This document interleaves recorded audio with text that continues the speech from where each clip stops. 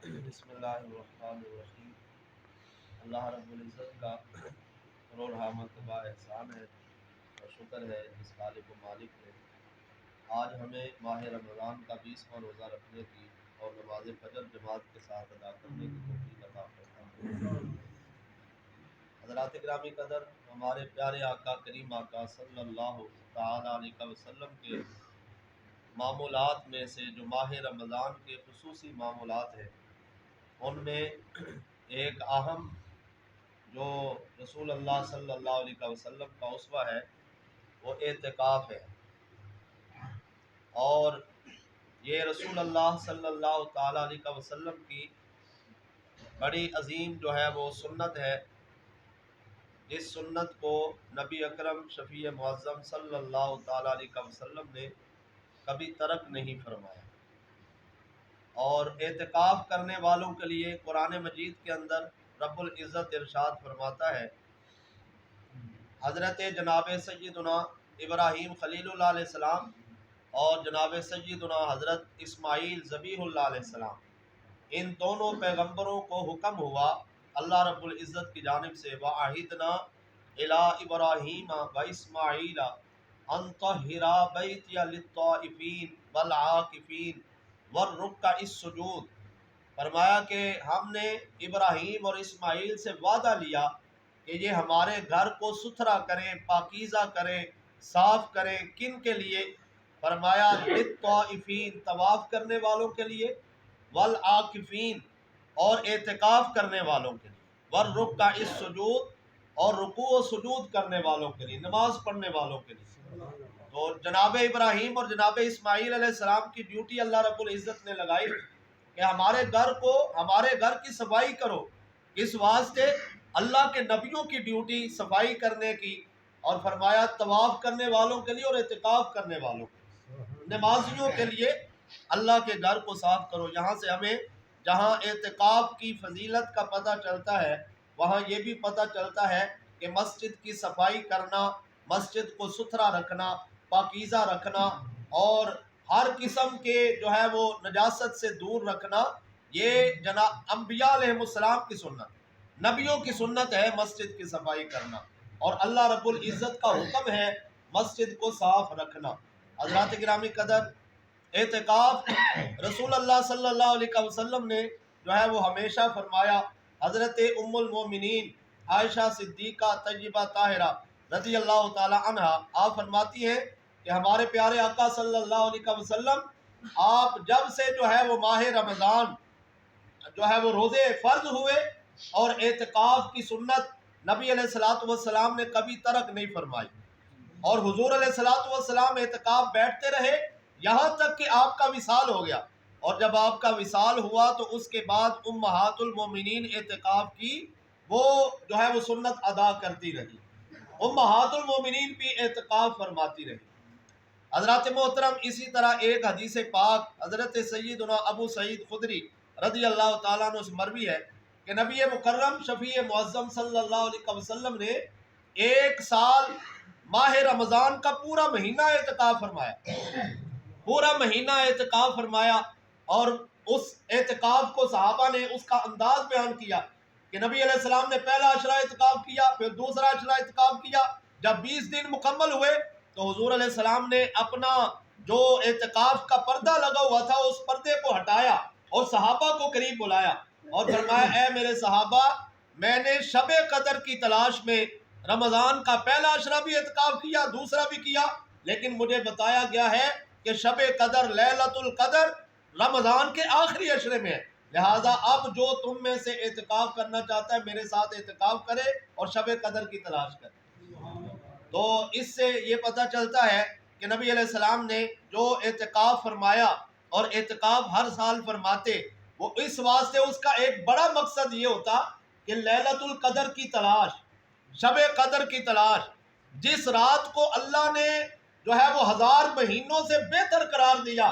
اس رات کی تلاش، اور اس رات میں یا بندہ جو ہے وہ حالت اعتکاف میں ہو اور مسجد کے اندر ہو، عبادت میں مشغول ہو، قرآن پڑھ رہا ہو، اور اس رات میں بندہ جو ہے اللہ کی عبادت کر رہا ہو، تو اللہ رب العزت کے پیارے محبوب نے یہ چاہا کہ یہ جو ہے وہ لیلۃ القدر کی تلاش ہو اور 10 راتیں اس کی تلاش کے اندر میرے امتی گزارے. تو نبی علیہ الصلوۃ والسلام نے لیلۃ القدر کی تلاش کے لیے اعتکاف فرمایا. یہ اعتکاف کا ایک جو ہے وہ بہت سارے مقاصد میں سے ایک عظیم مقصد ہے. اور اعتکاف کا مقصد کیا ہوتا ہے؟ اعتکاف کا معنی کیا ہے؟ اعتکاف آج ہم بیٹھ تو جاتے ہیں اور شوق کے ساتھ اللہ رب العزت سب کو یہ شوق عطا فرمائے اور اعتکاف بیٹھنے کی ہمت اور اللہ رب العزت فرصت عطا فرمائے. حضرات محترم، لیکن ہمیں اعتکاف کا جو مقصد ہے اور اعتکاف کس لیے جو ہے وہ بیٹھا جاتا ہے، ہمیں یہ بھی جو ہے وہ سیکھنا ضروری ہے اور اس مقصد کو حاصل کرنے میں بھی ہمیں جو ہے وہ محنت کی ضرورت ہے. آپ بعض بندے تو صرف ہم جو ہے وہ دیکھا دیکھی اعتکاف بیٹھ جاتے ہیں اور اس کو بھی رسم جو ہے وہ بنا دیا گیا کہ اعتکاف ہے اور 10 دن جو ہے وہ بیٹھنا ہے، بس ٹھیک ہے، کھانا شانا آ جائے گا اور ہم جو ہے وہ کھانے کا وہ سارا پروگرام بناتے ہیں کہ کون لے کر آئے گا، کیسے ہوگا، کپڑے کتنے ہوں گے اور برتن کیسے آئیں گے، یہ کیسے، یہ ہم ضروریات تو پوری کرتے ہیں لیکن ہم دیکھیں کہ اعتکاف کا مقصد یہ نہیں. اعتکاف کا مقصد یہ نہیں کہ کھانے کی ڈیوٹی لگے، بلکہ اعتکاف کا مقصد تو ہے عبادت. اعتکاف کا مقصد تو ہے اللہ رب العزت کو راضی کرنا، اللہ کے دربار میں اللہ رب العزت کے گھر کے اندر یوں سمجھے کہ ایک دھرنا دینا کہ اللہ رب العزت کی بارگاہ میں بیٹھ جانا کہ یا اللہ میں نے تجھے راضی کر کے ہی اٹھنا ہے، میں نے تجھے راضی کر کے اٹھنا ہے. اس واسطے یہ مقصد ہے سب سے بڑا کہ اعتکاف کے دنوں میں ہمیں اللہ رب العزت سے لو لگانی ہے، اللہ رب العزت سے اپنا ربط جو ہے وہ قائم کرنا جو ٹوٹا ہوا ہے پورے سال میں، جو پورے سال میں ٹوٹا ہوا ہے. اور مسجد کے ساتھ ربط نہیں، اللہ رب العزت کا جو ہے وہ خوف نہیں اور خالق کائنات عز و جل سے ہمارا تعلق ٹوٹا ہوا ہے. اس تعلق کو بحال کرنے کے لیے اعتکاف ہے کہ 10 دن ہم نے دنیا کو چھوڑنا ہے، دنیا کی مصروفیات کو چھوڑنا ہے. اگر ہم مسجد میں بیٹھ کر بھی فون پہ باتیں کر رہے ہیں، اگر ہم مسجد میں بیٹھ کر بھی جب کوئی ہمارے پاس آتا ہے تو ہم اس سے دنیا کی باتیں کر رہے ہیں، ہم اس سے جو ہے وہ پوچھ رہے ہیں کہ وہ جو ہے وہ جانوروں کا کیا بنا، گھر کے معاملات کیسے ہیں اور جو ہے وہ کاروبار کیسا چل رہا ہے، دکان کیسی چل رہی ہے. اگر ہم نے یہ باتیں کرنی ہے تو پھر اعتکاف بیٹھنے کا جو ہے وہ کوئی فائدہ نہیں، پھر تو ہمیں گھر میں ہی رہنا چاہیے کہ ہم جو ہے وہ دنیا کے اندر نکل ہی نہ سکے. تو دنیا سے نکلنے کا، کٹنے کا یہ مقصد ہے اعتکاف کا سب سے بڑا کہ ہم دنیا سے کٹ آف ہو جائیں اور جو ہے وہ دنیا سے تعلق 10 دنوں کے لیے کم از کم ختم کریں اور اللہ رب العزت کی بارگاہ میں لو لگائیں اور اپنے رب کو راضی کریں، خالق کائنات عز و جل کو راضی کریں. اسی مقصد کی خاطر نبی مکرم شفیع معظم صلی اللہ علیہ وسلم نے خود بھی اعتکاف کیا اور اپنی امت کو اعتکاف کی دعوت دی، اپنی امت کو جو ہے وہ سبق سکھایا. صحابہ کرام علیہم رضوان بیٹھتے رہے، بلکہ ایک حدیث پاک میں آتا ہے کہ نبی علیہ الصلوۃ والسلام کا 1 سال کا اعتکاف رہ گیا تو آپ نے اس کی قضا فرمائی. آپ نے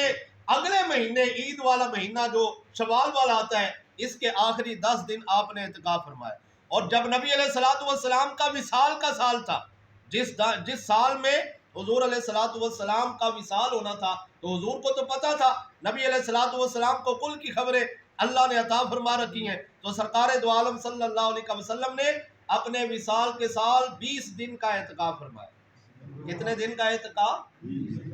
آخری سال بھی حضور نے 20 دن کا اعتکاف فرمایا. 11ویں روزے سے آپ جو ہے وہ اعتکاف میں جو ہے وہ موجود تھے. اور یہ کس لیے کیا؟ اس میں جو ہے وہ حکمت ہے اور اپنی امت کے لیے تعلیم ہے. نبی علیہ الصلوۃ والسلام تو ہر وقت اللہ رب العزت کی بارگاہ میں جو ہے وہ یہ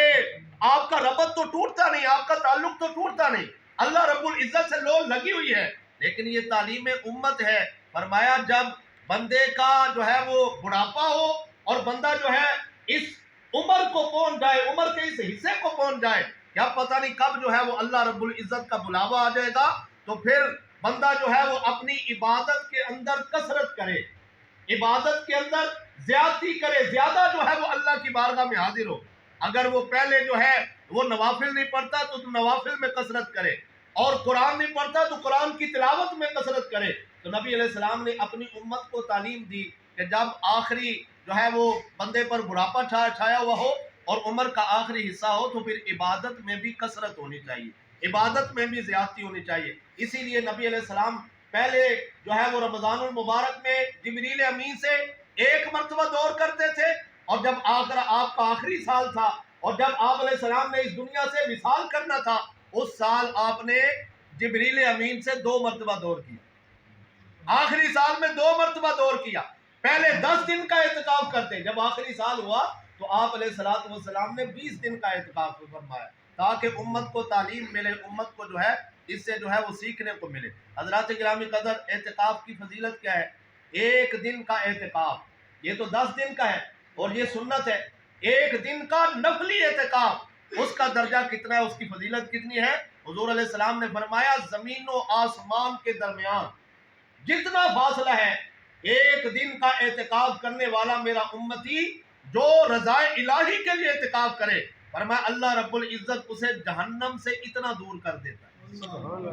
جتنا زمین اور آسمان کے درمیان 500 سال کی مسافت ہے، فرمایا اتنا دور اللہ رب العزت اسے جہنم سے کر دیتا ہے اور جنت کے اتنے جو ہے وہ نزدیک کر دیتا ہے۔ حضرات محترم، 10 دنوں کے اعتکاف کے بارے میں حضرت سیدنا امام حسین رضی اللہ تعالیٰ عنہ آپ کے بیٹے نے جو ہے وہ روایت کی کہ میرے بابا فرماتے ہیں، امام حسین، یہ روایت تو بڑی عظیم روایت ہے، بیٹا روایت کر رہا ہے امام حسین کا اور امام حسین سے، اور امام حسین کس سے؟ امام حسین مولا علی سے، اور پھر مولا علی کس سے؟ نبی اکرم صلی اللہ علیہ وسلم۔ اور یہ روایت بڑی عظیم، فرمایا جس نے ماہ رمضان المبارک کے 10 دنوں کا اعتکاف فرمایا، اللہ رب العزت اسے 2 حج اور 2 عمروں کا ثواب عطا کرے، 2 حج اور 2 عمرے۔ لیکن یہاں پر ہمیں اعتکاف کے مسائل سیکھنے کا بھی جو ہے وہ ضرورت ہے۔ حضرات محترم، اعتکاف کا طریقہ کیا ہے؟ اعتکاف جب بیٹھنا ہے تو اس کے اندر کیا چیزیں جو ہے وہ ضروری ہیں؟ جب یہ 20واں روزہ غروب آفتاب سے پہلے، سورج غروب ہونے سے پہلے مسجد میں ہونا ضروری ہے۔ معتکف کے لیے جس نے بھی اعتکاف بیٹھنا ہے، وہ چاہے عورتیں گھروں میں بیٹھ رہی ہیں یا مسجد کے اندر مرد حضرات اعتکاف کر رہے ہیں، تو ان کا جو ہے وہ یہ جائے اعتکاف میں، اعتکاف کی جگہ میں، مسجد میں، اگر گھر میں عورتیں کر رہی ہیں تو اس جگہ کو مسجد قرار دیں گی کہ میں یہاں پہ نماز پڑھوں گی، اور وہ بیت مسجد کہلائے گی، گھر والی مسجد، عورت وہاں پر اعتکاف کرے تو اس کے اندر موجود ہونا، سورج غروب ہونے سے پہلے افطاری جو ہے وہ وہاں پر کرنی ہے۔ مقصد یہ نہیں کہ ہم اذانوں کے وقت آئیں، یعنی مغرب کی اذان کے وقت آئیں، مغرب کی اذانیں سورج ڈوبنے کے بعد ہوتی ہیں، کوئی 2 منٹ بعد ہوتی ہیں، کبھی 3 منٹ بعد ہوتی ہیں، کبھی 1 منٹ بعد ہوتی ہے، تو غروب، سورج کے غروب ہونے کے بعد مغرب کی اذان ہوتی ہے۔ مغرب کی اذان کے وقت اگر کوئی آیا تو اس کا سنت اعتکاف نہیں ہوگا، وہ نفلی اعتکاف بن جائے گا، اس کو یہ ثواب نہیں ملے گا جو سنت اعتکاف کا ثواب ہے۔ اس واسطے عصر کے بعد مغرب سے پہلے مسجد میں ہونا ضروری ہے۔ اور پھر عید الفطر کا چاند نظر آنے سے پہلے بغیر ضرورت کے مسجد سے نکلنا درست نہیں، اگر نکلے گا تو اعتکاف جاتا رہے، بھول کر نکلے یا جان بوجھ کے نکلے، کوئی دھکا دے کے مسجد سے باہر نکالے یا کسی طریقے سے بھی نکلے، اگر وہ بغیر ضرورت کے مسجد سے باہر ہوا تو اس کا اعتکاف ٹوٹ جائے۔ یہ بات ذہن نشین، جب اللہ رب العزت اجر دیتا ہے، خالق کائنات عز و جل ثواب اتنا عظیم دیتا ہے، تو پھر اس کی پابندیاں بھی، اور اس پابندی پہ ہم عمل کریں گے تو پھر جو ہے وہ ثواب ملے گا۔ حضرات گرامی قدر، جیسے روزہ ہے، اگر ہم جو ہے وہ سحری کے وقت کھا رہے ہیں، سحری کا وقت ختم ہو گیا اور اذانوں کے وقت کھا رہے ہیں، سحری بند ہو گئی اور پھر بھی ہم کھا رہے ہیں، تو کیا روزہ ہو جائے گا؟ روزہ نہیں ہوگا۔ اگر ہم نے پہلے کھول لیا تو پھر بھی روزہ نہیں ہوگا، پھر بھی ہم نے روزے کو توڑ دیا اور اس کا ثواب جو ہے بلکہ اس کی قضا کرنی پڑے گی۔ ایسے ہی اعتکاف کے لیے مسجد کا ہونا ضروری ہے، بغیر ضرورت کے مسجد سے نکلنا، اور مسجد کی حد بھی ہمیں معلوم ہونی چاہیے، وضو خانہ اور اسی طرح واش روم اور مسجد کا حجرہ اور برآمدہ جو یعنی مدرسہ کہلاتا ہے، مدرسہ یہ مسجد نہیں ہوتا، یہ فنائے مسجد ہے، یہ مسجد کی ضرورت ہے، جوتیوں والی جگہ مسجد کی ضرورت ہے، مسجد نہیں۔ تو جس جگہ پہ نماز پڑھی جاتی ہے، جس کو ہم نے مسجد قرار دیا، وہی مسجد ہے، اور اس کے علاوہ جو ہم نے اس کی ضرورت کے لیے ساتھ ساتھ بنائے چیزیں، بعد میں مدرسہ بنا دیا ساتھ، اور اس کے ساتھ ہم نے جو ہے وضو خانہ بنا دیا، تو یہ فنائے مسجد ہے، یہ مسجد کے حکم میں نہیں۔ لہذا وہاں پر بھی اگر بندہ بغیر ضرورت کے معتکف جائے گا تو اس کا اعتکاف ٹوٹ جائے گا۔ اگر وہاں پر جاتا ہے واش روم کے لیے اور پھر وہاں پر جو ہے وہ ٹھہرنا، یہ درست نہیں، وہاں پر جو ہے وہ بندہ ٹھہر کر باتیں کرنی شروع کر دے، یا جو ہے وہ یہ وضو کرنے کے لیے گیا اور وضو خانے بیٹھ کر وہ جو ہے وہ گپوں کے اندر مصروف ہو گیا، تو اس سے اعتکاف ٹوٹ جائے گا، اعتکاف جو ہے وہ ختم ہو جائے گا اور اعتکاف کا ثواب نہیں ملے گا۔ پھر نفلی اعتکاف کا ہو سکتا ہے لیکن سنت اعتکاف کا ثواب نہیں ملے گا۔ اس واسطے بغیر حاجت شرعی اور بغیر حاجت طبی کے ہم مسجد سے باہر نہیں نکل سکتے۔ معتکف حضرات، جو ہے وہ حاجت شرعی کیا اور حاجت طبی کیا ہے؟ حاجت شرعی یہ ہے کہ بندے کو وضو کی ضرورت ہے، وضو کرنے کے لیے مسجد سے باہر جا سکتا ہے،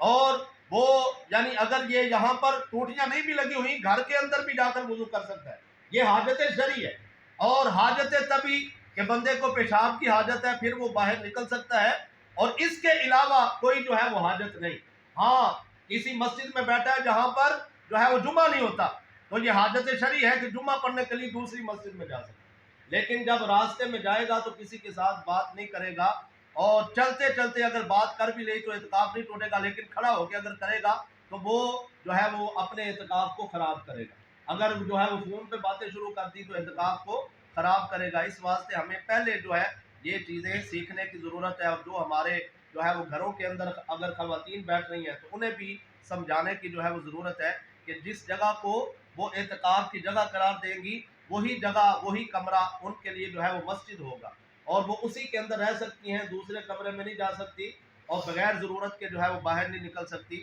اس واسطے اس کی پابندی ضروری ہے۔ اللہ رب العزت کی بارگاہ میں دعا ہے کہ رب العزت ہمیں سمجھ کی عمل کی توفیق عطا فرمائے۔ وآخر دعوانا